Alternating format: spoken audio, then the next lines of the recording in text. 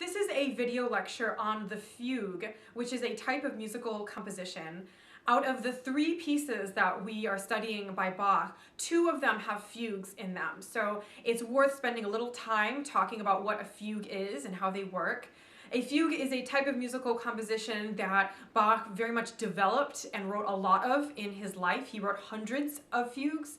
And the fugue is something that composers in the centuries after Bach studied based on his fugues, wrote fugues in the style of Bach and really took inspiration from them. So they're important both in Bach's output and in the history of music. So we'll take a little bit of time to figure out what a fugue is and what the musical elements are. First, I'll tell you what happens in a fugue, and then I'll give you the definition. A fugue starts with a little bit of musical material. Okay, a fugue starts with a little theme or little motive, or as they call in the fugue, the technical term is a subject. The subject is it's a few musical notes. It could be 5 notes, 10 notes, 15 notes, 20 notes. It's a little bit of music, that just takes a few seconds to perform. And it starts with one voice presenting that. So a fugue starts with one lone voice all by itself presenting some kind of music. And so as you know, the beginning of a fugue is going to be what we call a monophonic texture. Mono meaning one musical line. So in a fugue, that one musical voice all by itself presents a little bit of music and then continues with some other music. And there are technical terms for these other kinds of music, but we'll just keep it at this. So this line keeps going with the music, and then another musical voice comes in with that subject, with that same musical material as the first person. So the second line is what we say is imitating the first line, right? It's giving that material. And so the second line does the subject just like the first one did, and then keeps going and does other material. You can have a third person come in and do the subject, imitating the first 2, and then you can have 4. You could often fugues stop at 4. You could have 5. You could even have 6. That's a very complicated fugue.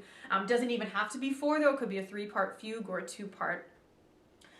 So as you can see, a fugue has all of these lines that move independently, but at the same time. So after that initial statement of the music, fugues are polyphonic in nature, multiple voices happening at the same time, right? This one doing its own thing, this one doing its own thing, etc.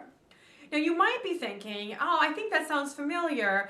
Isn't that like a round? A round maybe you've done with row, row, row your boat, where one person says row, row, row your boat, keeps going. The next person comes in, row, row, row your boat, keeps going. But there's something that's different about a fugue, something that makes it unique. And that's the subject. The subject comes back throughout the piece as this recognizable piece of musical material that you kind of get to know as you listen to the fugue. The subject ends up being the glue that holds the piece together. So if this were to keep going, you've got your subject, maybe subject, and then later on, this voice is going to give the subject again, and maybe then this voice gives the subject again. And it becomes an integral part of the piece, as opposed to a round where the parts are singing the exact same melody, just offset a little bit. In the fugue, the parts are doing different things after the subject, but the subject comes back over and over again. So now I'll give you the definition for a fugue, which I hope makes sense. I think if I had said it at the beginning, it would sound confusing, but now I think it'll be clear, or I hope. Fugues are polyphonic compositions. They are polyphonic imitative compositions with a theme that pervades the work. Okay, so they are polyphonic, they have multiple voices moving, those voices imitate each other, and there's this theme, this what we call a subject, that pervades the work, that comes back over and over again.